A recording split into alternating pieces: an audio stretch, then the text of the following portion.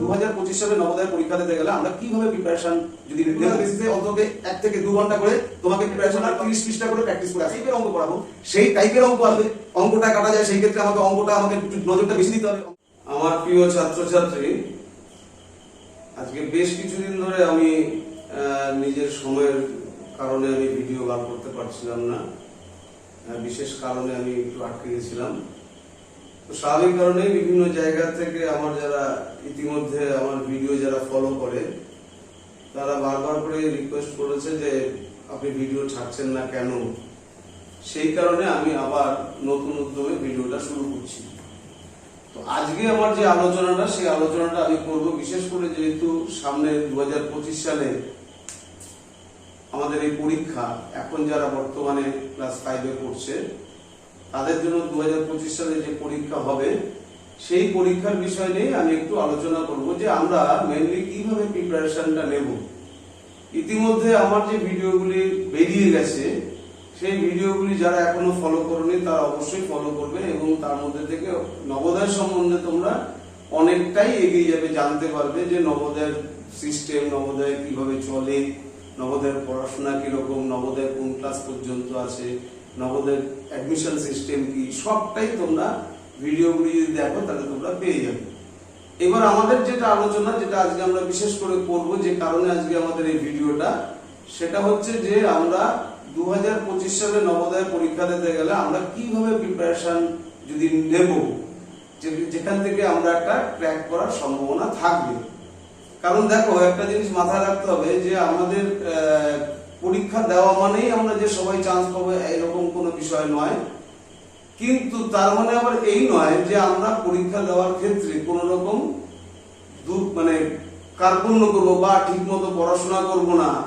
আর পড়াশোনা না করে নবোদয়ের যে কম্পিটিশনটা হয়, বর্তমানে নবোদয় সম্বন্ধে একটা ভালো অংশের লোক কিন্তু জেনে গেছে নবোদয় সেন্ট্রাল গভর্নমেন্টের একটা স্কুল, জওহর নবোদয় বিদ্যালয়। তো সেই কারণে এখানে কম্পিটিশনটা জেলায় একটা স্কুল, একটা জেলাতে আছে, দুটো স্কুল আছে। তো জেলায় একটা স্কুল, এক একটা স্কুলে 80টা করে মাত্র সিট। তাহলে যেটা আলোচনা করছিলাম, আমাদের যে পুরনো যে স্কুলগুলি আছে সেখানে 80টা করে সিট আছে, আর যে সমস্ত নতুন নবোদয় আছে, এখন নতুন করে তৈরি হচ্ছে, সেই নবোদয়গুলিতে 40টা করে সিট আছে।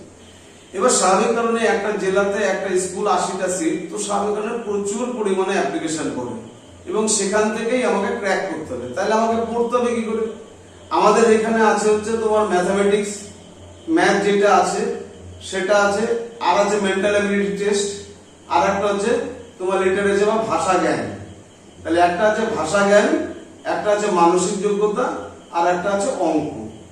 তো আমরা দেখেছি আমাদের যে প্র্যাকটিসটা করতে হবে, এখানে তোমাকে টার্গেট রাখতে হবে, জাস্ট অন্তত 95 তোমাকে টার্গেট নিয়ে তোমাকে এগোতে হবে। কারণ আমাদের যে কাট অফ মার্কসটা প্রত্যেক বছরই চেঞ্জ হয়। তো সেটা আমি পরবর্তীকালে ভিডিওতে, পরীক্ষার আগে ভিডিওতে আমি আলোচনা করব। তো এখন দাঁড়িয়ে হচ্ছে যে কাট অফ মার্কসের উপর দাঁড়িয়ে তো হচ্ছে না। তো সেই ক্ষেত্রে কিন্তু দেখা যায় যে আমার হায়ার সাইডে যে মার্কসটা থাকবে সেই মার্কসের উপর দাঁড়িয়ে কিন্তু আমার অ্যাডমিশনটা হবে, যে বা যারা এটা পাবে। এবং এখানে তোমার কাস্ট ওয়াইজে তোমার কোটা আছে। তো সেই কারণে আমাদের যে কোটা থাকুক, আর জেনারেল আছে, কোটা আছে, তারপর তোমার হ্যান্ডিক্যাপ্টের একটা কোটা আছে, মহিলাদের একটা কোটা আছে। তো এই কোটাগুলি থাকা অবস্থায় আমাদের যে পরীক্ষার প্রিপারেশনটা নিতে হবে, সেই ক্ষেত্রে আমি বলবো যে ভীষণ সিরিয়াসলি সারা বছর আমি যদি 1 থেকে 2 ঘন্টা করে পড়াশোনা করি, তাহলে আমার মনে হয় যে আমাদের এই অ্যাডমিশনটা ক্র্যাক করতে খুব একটা প্রবলেম হবে না। এবার সেই ক্ষেত্রে যেটা দেখা যায় যে আমার এতদিনের যে অভিজ্ঞতা, সেটা আমি দেখেছি যে বিশেষ করে একটা বড় অংশের অভিভাবকদের একটা বিষয় হচ্ছে যে আমি স্টুডেন্টকে একটা টিচারের কাছে আমি দিয়ে দিলাম, তার মানেই সে নবোদয়ে চান্স পেয়ে যাবে, এরকম কোনো জায়গা নেই। কারণ প্রত্যেকটি বাচ্চাকে তার যে 100% দেওয়া, সেইভাবে করে যদি প্রিপারেশন নেয় তবেই কিন্তু এই জায়গাটায় ক্র্যাক করতে হবে। কারণ কম্পিটিশনটা বর্তমানে অনেক হাই জায়গায় দাঁড়িয়ে আছে। তো সেই ক্ষেত্রে আমি বলবো প্রত্যেকটা দিন রেগুলার বেসিসে অন্তত 1 থেকে 2 ঘন্টা করে তোমাকে প্রিপারেশন নিতে হবে। যার গাইডে তুমি থাকবে, সে যেভাবে বলবে তোমাকে সেইভাবে চলতে হবে। ইতিমধ্যে দেখো আমার বোর্ডের মধ্যে কতগুলি লেখা আছে, এগুলি দেখো লেখাগুলি। আমি যেহেতু এক একটা ব্যাচে 10 জনের বেশি নিই না, জাস্ট সেই রকম একটা লিস্ট এখানে আছে। এখানে দেখো আমার প্রত্যেকদিন আমার বাচ্চাদের আমি বলি যে মানে একদিন পড়ার থেকে আর নেক্সট যে আমার পড়ার ডেট, এই মাঝখানে যে গ্যাপটা আছে তার মধ্যে আমাকে রেগুলার 30 পৃষ্ঠা করে প্র্যাকটিস করে আসতে হবে। তার মানেটা কি, এর মধ্যে আমি কি বোঝাতে চাইছি, যে আজকে ধরো আমি রোববার পড়াচ্ছি, আবার আমি বুধবার পড়াবো, তো এই যে রোববার থেকে বুধবার, আবার বুধবার থেকে রোববার, এই যে গ্যাপ পিরিয়ডটা, এর মধ্যে আমি যদি একটা বাচ্চাকে 30 পৃষ্ঠা করে প্র্যাকটিস করাই, তো তার মানে কি তাকে কারেন্ট যে পড়াটা আমি দিচ্ছি বা করাচ্ছি সেটা যেমন সে প্র্যাকটিস করছে, সাইড বাই সাইড তাকে পুরনো গুলিও প্র্যাকটিস অটোমেটিক হয়ে যাচ্ছে, কারণ তাকে 30 পৃষ্ঠা তো কভার করতে হবে। তো এরকম একটা লক্ষ্য নিয়ে কিন্তু আমি 30 পৃষ্ঠা করে প্র্যাকটিস করাই, কখনো 50 পৃষ্ঠা প্র্যাকটিস করাই, এইভাবে করে কিন্তু চলে। তো আমার এটা বলার উদ্দেশ্য হচ্ছে যে তোমাদেরকে এমন ভাবে পড়তে হবে যেখানে দাঁড়িয়ে তোমাকে যাতে পরবর্তীকালে যখন পরীক্ষাটা হবে তখন যাতে তুমি তোমার চান্স পাওয়াটা সহজ হয়ে যায়। এবং তাই না, তোমরা দেখবে এই বইটাতে যে ধরনের ম্যাথটা আছে, সেই ম্যাথটা আমরা যখন ক্লাস 5-এ একটা বাচ্চা পড়ছে, তখন সেই 5-এ দাঁড়িয়ে আমি তাকে প্র্যাকটিসটা করাচ্ছি কোন লেভেলে, দেখা যাচ্ছে 7, 8, প্রায় 9 এর কাছাকাছি। বইটা দেখলে তোমরা বুঝতে পারবে। তো এই লেভেলে একটা বাচ্চাকে যদি আমাকে তুলে নিয়ে আসতে হয় প্র্যাকটিসটা ম্যাথে, তো সেই ক্ষেত্রে তাকে আমাকে প্র্যাকটিসটা একটু ভালো করে করাতে হবে, অঙ্কটা ভালো করে বুঝতে হবে। অঙ্কটা যদি না বোঝে, যদি মুখস্থ করো, যেমন আমাদের স্কুলের পরীক্ষাতে কি হয়, একটা নির্দিষ্ট কিছু অঙ্ক থাকে, সেই অঙ্কগুলি আমরা করে গেলেই আমরা কিন্তু পরীক্ষা হলে কমপ্লিট করে দিয়ে চলে আসতে পারলাম। আর এখানে কিন্তু সেরকম কোনো সম্ভাবনা নেই। এখানে আমরা যে টাইপের অঙ্ক করাবো সেই টাইপের অঙ্ক আসবে, কিন্তু সেই অঙ্কটা আসবে এরকম কোনো বিষয় না। ফলে অঙ্কের প্রতি বিশেষ যত্নবান হওয়া প্রয়োজন। আমি বলবো অঙ্কের প্রতি বিশেষ যত্নবান হওয়া প্রয়োজন। পাশাপাশি মানসিক যোগ্যতা আছে, যেখানে 50 নম্বর মানসিক যোগ্যতা, তোমাকে মার্কসটা তুলতে হবে। অঙ্কটা কাটা যায়, সেই ক্ষেত্রে আমাকে একটু নজরটা বেশি দিতে হবে, অঙ্কে জোর বেশি দিতে হবে, প্র্যাকটিস বেশি করে করতে হবে। বারবার করে প্র্যাকটিস করলে দেখবে যে আস্তে আস্তে তুমি কিন্তু অঙ্কে, যে একটু আগে বললাম যে অঙ্কে তোমার 7, 8, প্রায় 9 এর স্ট্যান্ডার্ডে আমরা অঙ্ক করাই, তো ঠিক সেই জায়গাটায় নিজেকে নিয়ে আসতে গেলে বারবার করে কিন্তু প্র্যাকটিস করতে হবে। পাশাপাশি আমার যে মানসিক যোগ্যতা, অনেকেই আছে আমি দেখেছি আমার অভিজ্ঞতার মধ্যে দিয়ে, যে মানসিক যোগ্যতা মুখস্থ করে ফেলে অ্যান্সার, যেহেতু একটা বই, কোনো একটা বই সে প্র্যাকটিস করছে, তো দেখা গেল সে বইটাকে সে উত্তরগুলি মুখস্থ করে ফেললো। আমি কিন্তু বারবার করে, বিশেষ করে অভিভাবকদের বলবো, বাচ্চাদেরকেও বলবো, তোমরা কিন্তু কোনোভাবেই কিন্তু ওরকম উত্তর মুখস্থ করবে না। যদি উত্তরটা মুখস্থ করে ফেলো, দেখা গেল যে তোমার ওই যে মানে মানসিক যোগ্যতা সেটা নাও আসতে পারে। মানে যে লজিকে মানসিক যোগ্যতা উত্তরটা আসে, লজিকটা ভালো করে শিখতে হবে, কি কারণে এই উত্তরটা আসবে, এই জায়গাটা যদি তুমি রিয়ালাইজ করতে পারো, তাহলে তোমাকে যে কোনো মানসিক যোগ্যতা দেবে, তুমি সেটা কিন্তু কমপ্লিট করতে পারবে। আর যদি দেখা যায় যে তুমি উত্তরটাকে মুখস্থ করেছো, সেই ক্ষেত্রে কিন্তু কখনোই কিন্তু তুমি অন্য কোনো ওই টাইপের অন্য কোনো যদি তোমার মানসিক যোগ্যতা দেয়, সেটা কিন্তু তুমি উত্তর দিয়ে আসতে পারবে না, কারণ তোমার তো ওটা মুখস্থ আছে। কোনটা দেবে তুমি না জানো, না জানে তোমার শিক্ষক। তো সেই কারণে আমি কিন্তু বারবার বলবো যে মানসিক যোগ্যতা যেহেতু 2-4 বার করে প্র্যাকটিস করা হয়, অনেকের মধ্যে একটা প্রবণতা আছে মুখস্থ করে নেওয়া। মুখস্থটা কিন্তু মুখস্থের ধার কাজ দিয়ে যাবে না, মুখস্থ করবে না। বারবার রিমাইন্ডার দিচ্ছি, কারণ হচ্ছে মুখস্থ করলে কিন্তু তোমরা কিন্তু পরীক্ষা হলে গিয়ে কিন্তু পেরে উঠবে না। আর অঙ্কর ক্ষেত্রে কি করতে হবে, অঙ্ক বারবার করে প্র্যাকটিস করতে হবে, এবং প্রত্যেকটি অঙ্ক তোমাকে বুঝে করতে হবে। তুমি না বুঝে কিন্তু কোনো অঙ্ক করো না, কারণ হচ্ছে যদি না বুঝে অঙ্ক করো তাহলে কিন্তু পরীক্ষা হলে গিয়ে তুমি অঙ্ক পারবে না।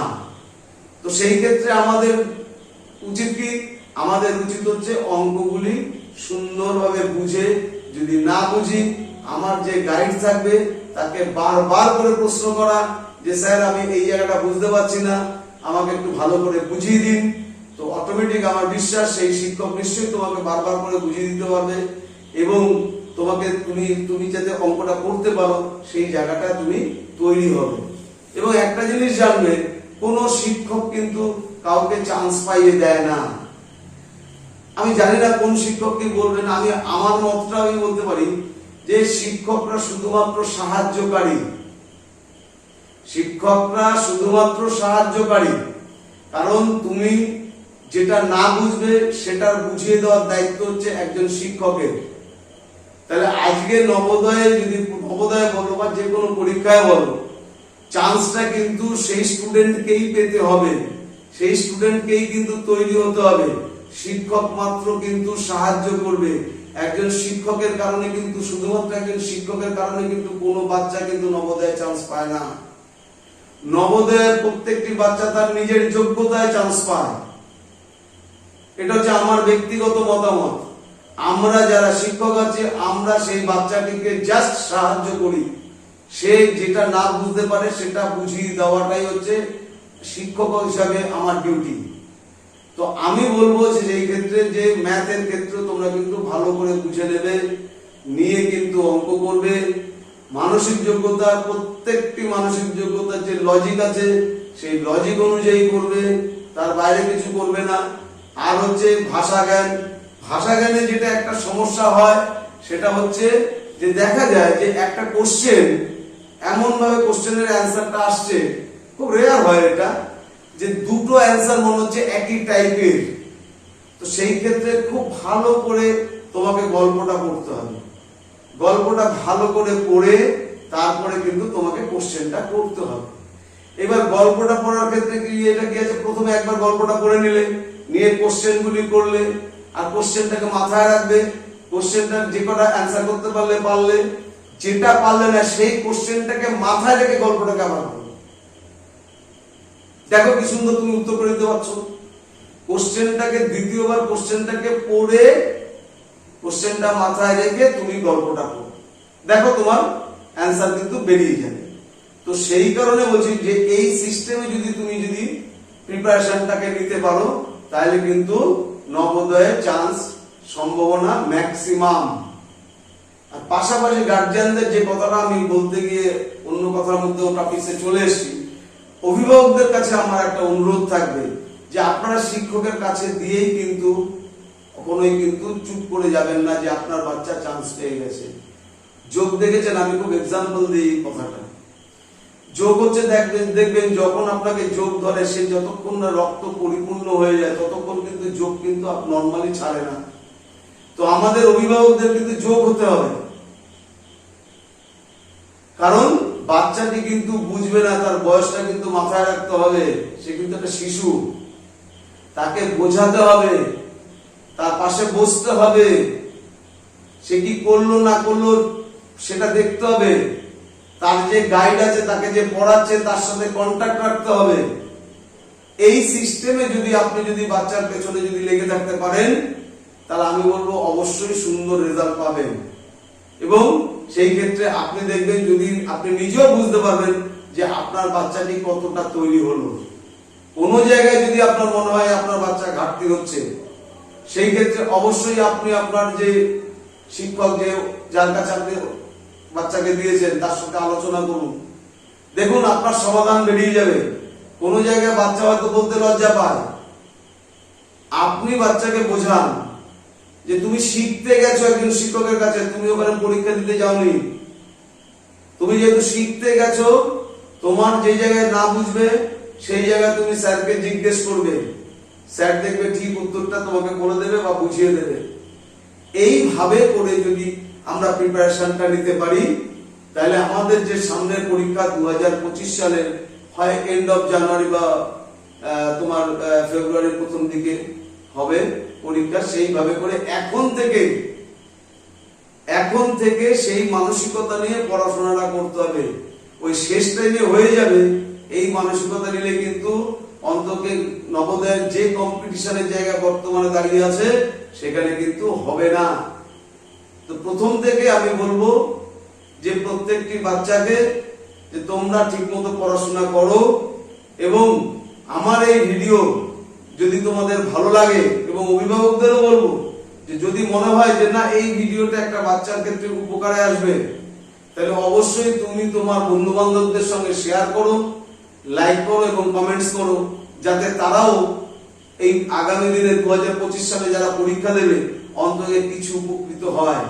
এবং তা তোমরা যদি উপকৃত হও তাহলে আমার এই ভিডিও করাটা কিন্তু সার্থক। এই বলে আজকের মতো আমি আমার এই ভিডিও শেষ করছি।